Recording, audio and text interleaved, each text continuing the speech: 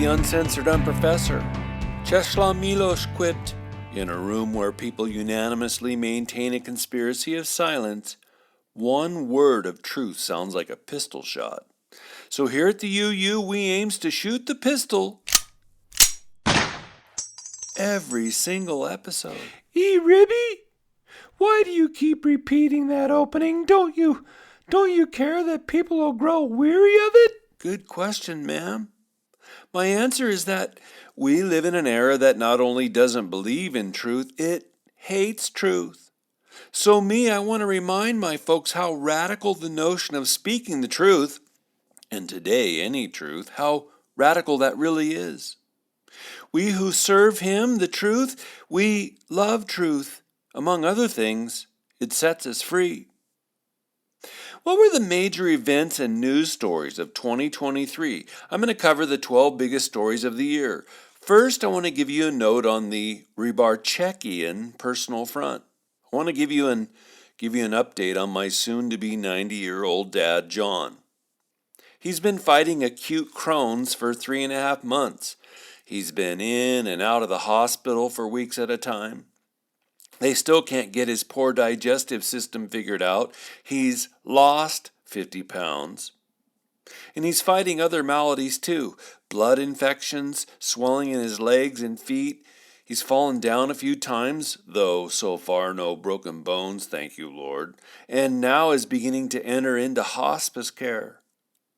So all prayers for grace and beauty and strength and the Lord's presence are appreciated by the whole family.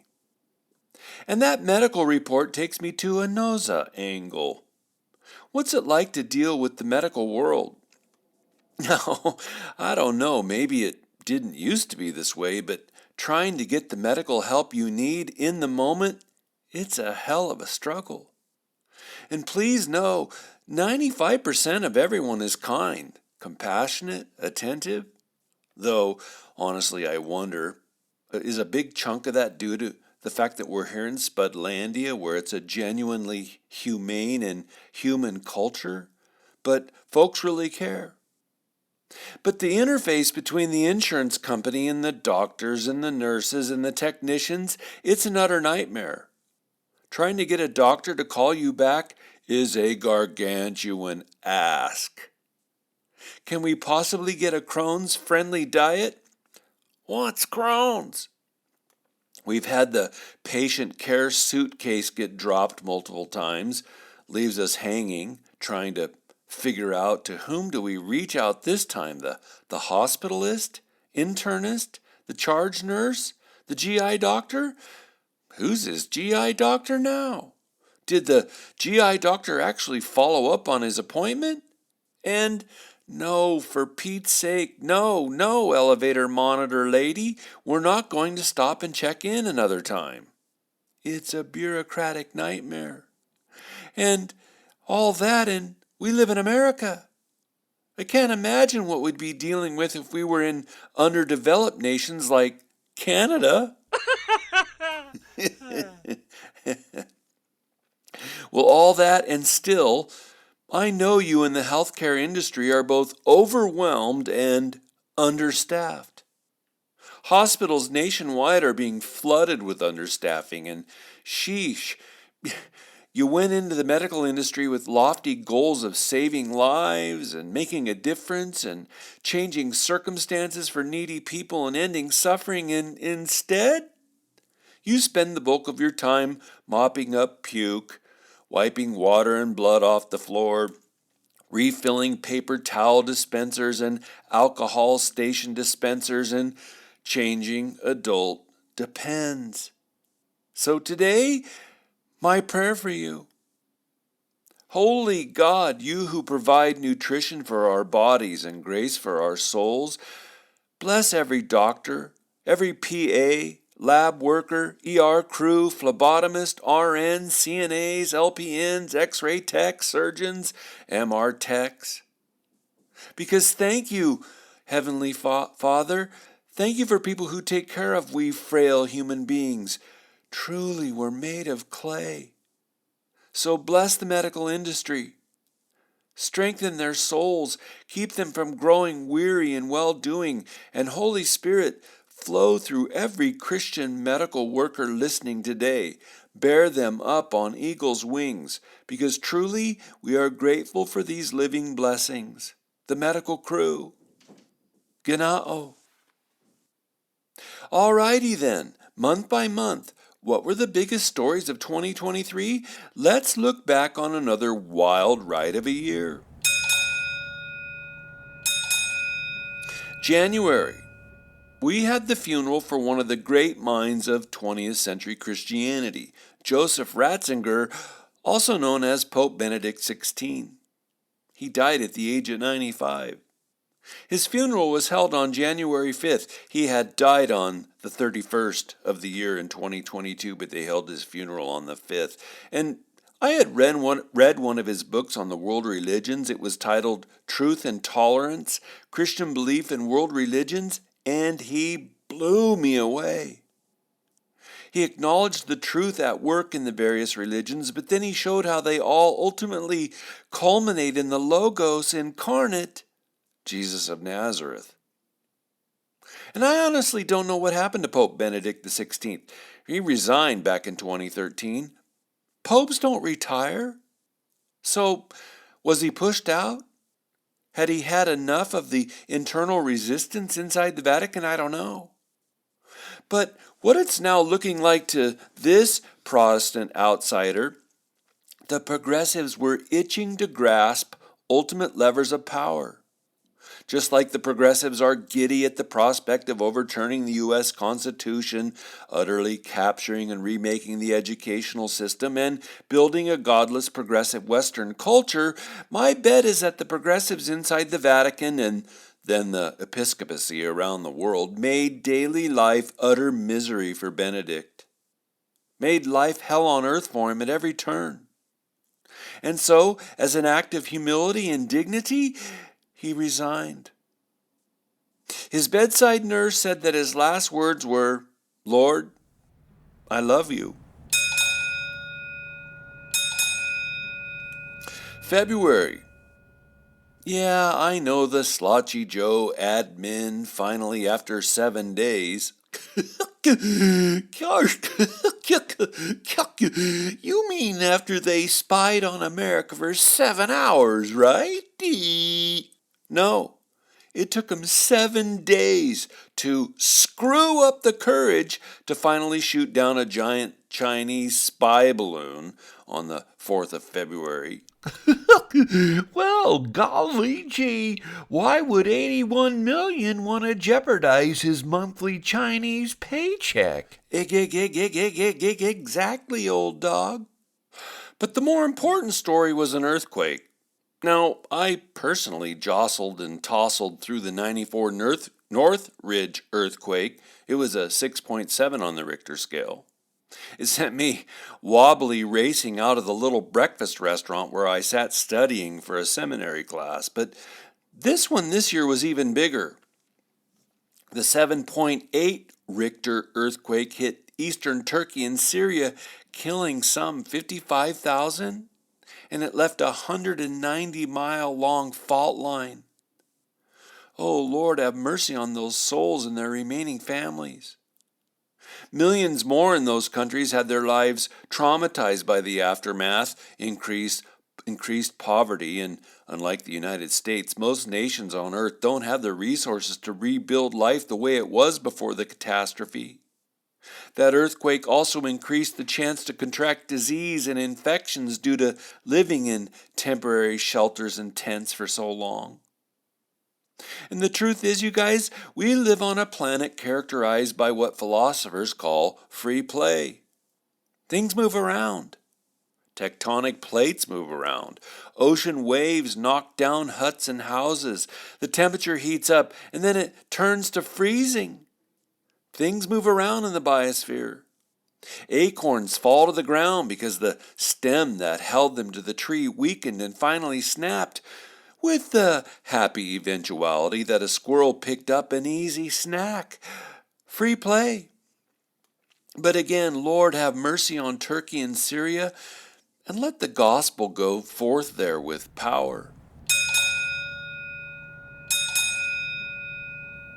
March.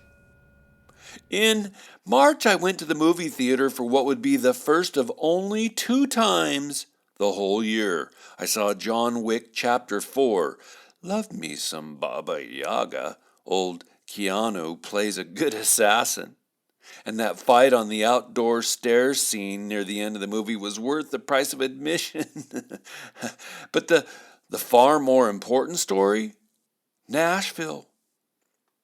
Nashville, where a transsexual woman shot up the Covenant Presbyterian Christian School there, a school she had attended herself as a young student. Yeah, using 2 ARs and a handgun, she murdered 6 people, 3 children aged 9 and 3 adults. And in her manifesto, the shooter voiced her openly racist attitudes. And this story is significant too because it typifies how the world spirit hates the church, hates the gospel, hates that Christians educate children by using biblical theology. So that mass shooting was an archetype. It vividly typifies the seething rage that our post-Christian and now post-truth era feels toward innocence, goodness, truth, and beauty. Oh, and then a big part of that story was how and why the FBI hid her manifesto. They clearly didn't want the truth to come out that she hated Christians and white people. Again, Lord have mercy. April. Well, it's true that in April, Germany shut down the very last of their nuclear reactors. Alter, es war der Hammer. Oh, the irony. Germany, one of the leaders of the green energy movement on the planet, shutting down the cleanest form of energy on the planet? I mean, their neighbor, France, has 56 nuclear reactors that power 68% of France's electrical needs. But the big story here in America wasn't about nuclear energy. It concerns a German staple, beer. Bud Light and the Dylan Mulvaney nonsense, the 365 days of girlhood, blue-canned, transsexual marketing debacle, has only cost Budweiser $27 billion so far. Talk about not being able to read your room, Jerry. Bud subsequently fired 2 executives, Alyssa Heinerscheid and Daniel Blake, but the company's fiscal woes roll on.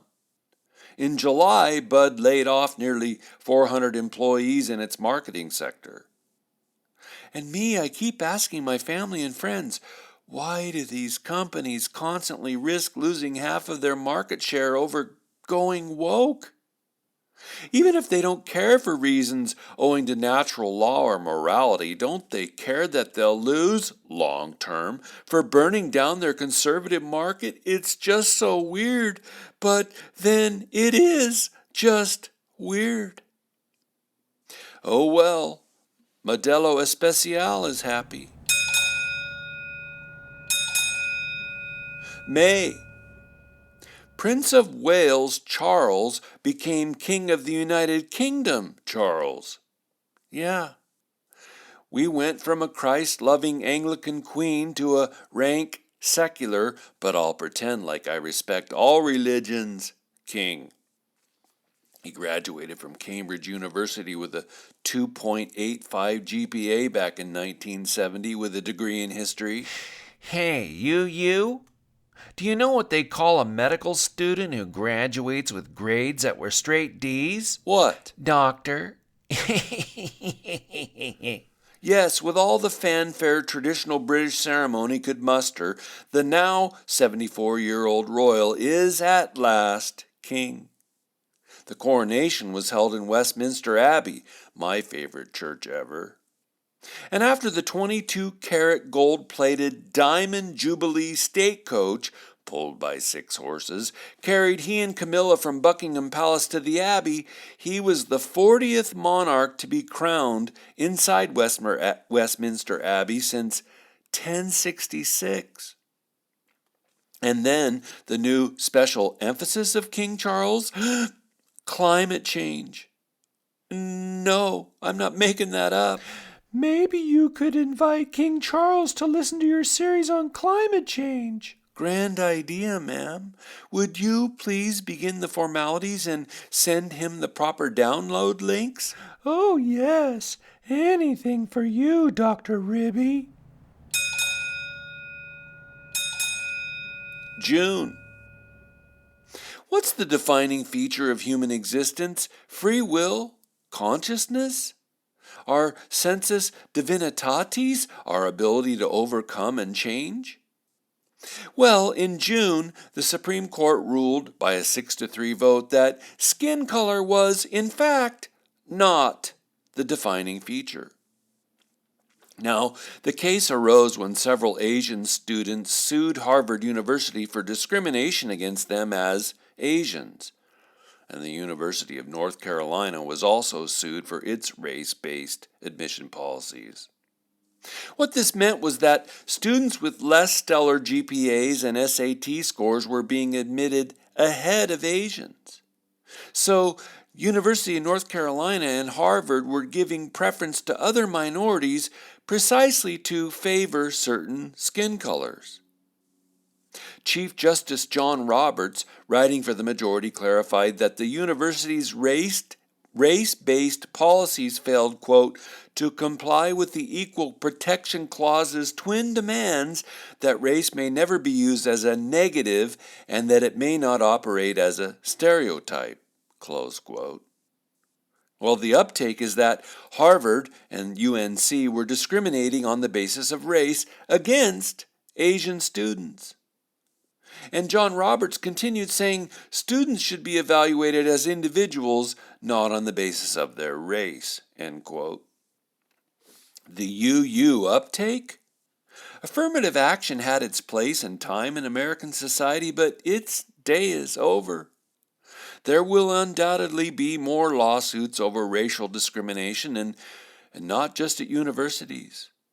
And still, undoubtedly, university presidents nationwide will be trying to figure out ways to skirt the law and continue to judge folks on the basis of their skin color.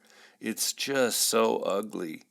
Only surpassed perhaps by presidents sitting in front of in the Capitol building and lying about giving cover to Jew genocide desirers. It's just, we live in crazy times. July. Doing its best to stave crippling inflation, the Federal Reserve raised interest rates to the highest rates in 22 years. Now, hear me, boys and girls, I'm not an economist. But history shows, if common sense hadn't made it obvious, that when you pump X numbers of trillions of dollars into the economy, even to help people regain the money they lost during their forced unemployment, when you pump trillions of dollars into the economy to bolster the damage you did by shutting the economy down over a hysterical pandemic, and when you, by coercion, shut down national oil production, history shows that you'll unwittingly raise the cost of everything. For starters, it's called the law of unintended consequences. And my putting it that way is being generous. August. A massive fire wipes out the town of Lahaina in Hawaii on Maui, killing 99. Now, with August, I thought briefly about choosing that Yevgeny Prigozhin. His buddies had called him Eugene. I thought about choosing Yevgeny Prigozhin's private plane being shot down by Vladimir Putin, where I guess the takeaway is don't cross Vladimir Putin. But Hawaiian officials say the Lahaina Maui fire has cost the loss of some $5 billion. Not just from the fire, but how the news of the fire has devastated the island's tourism industry. So we wondered, what on earth went wrong on Maui? Well, thousands of Mauians complained that the evacuation sirens didn't go off. The New York Post reports that, quote, Maui's emergency management agency chief defended his decision not to activate the siren, saying he feared it would be mistaken for a tsunami warning, sending people racing to higher ground, end quote. Now, me, obviously, I wasn't there, but Lahaina's right on the ocean. Would sending people to higher ground have been a bad thing? Well, you know this, guys, but there are all manner of narratives surrounding the sweeping fire. Again, it just devastated Lahaina. There are stories of folks being prevented expressly by the police from leaving that fire-torching town. So what happened was neighbors were warning and rescuing neighbors. And then for its part, Hawaiian Electric Company is already being sued for not having shut down the island's power grid during the windy and troubling weather conditions that exacerbated the firestorm. I don't know the cause, but it's a tragic story.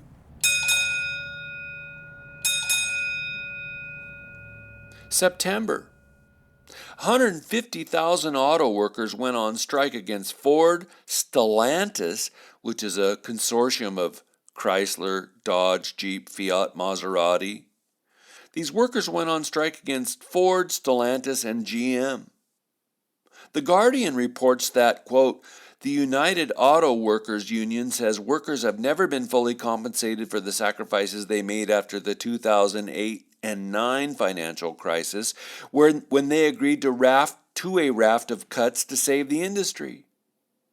The car makers themselves received huge bailouts and soon returned record profits. But workers were pushing for at least a 40% wage increase over 4 years in a new contract.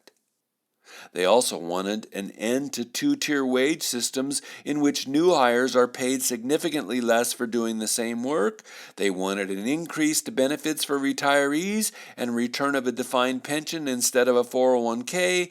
They wanted a reinstatement of cost of living adjustment raises, a 32-hour working week, job security protections, and protections for workers affected by plant closures. Close quote. That's all from a story in the Guardian. Well, as of November 12th, the UAW had won the standoff. Their strike broke the three automakers and won significant pay increases. What'll that mean for the UAW workers' jobs long term? I don't know. What'll it mean in a world characterized by fierce overseas competition? All remains to be seen. And I wonder, will they have strike raised their wages so that they get pushed right out of having jobs? I don't know. Will the manufacturers pick up their marbles and move overseas? I do not know. Time will tell. October. In what is arguably the biggest story of the year, Hamas invaded Israel on Saturday, the 7th.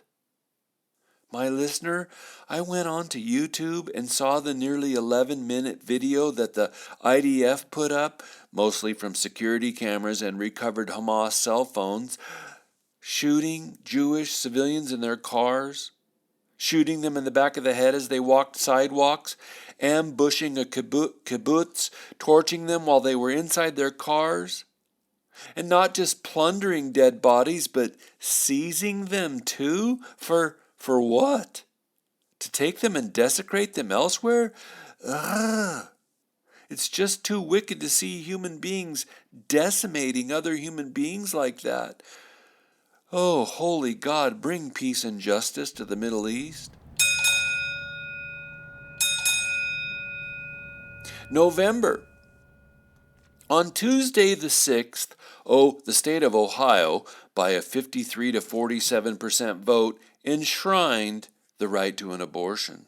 It was called Issue 1, and it was an amendment to Ohio's Constitution. It will, quote, guarantee the right to abortion until viability, That means when a fetus can survive outside the womb, it will guarantee the right to abortion until viability and beyond if a doctor deems it is necessary for a patient's health or life. End quote.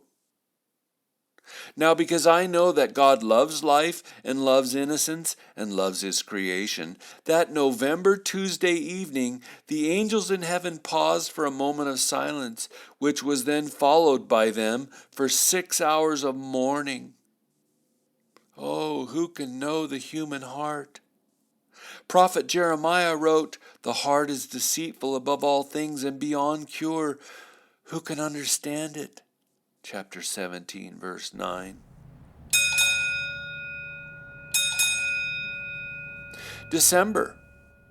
The month isn't over yet, but Beatlemania mop-haired Javier Milei's election to president in Argentina is a big sign of hope.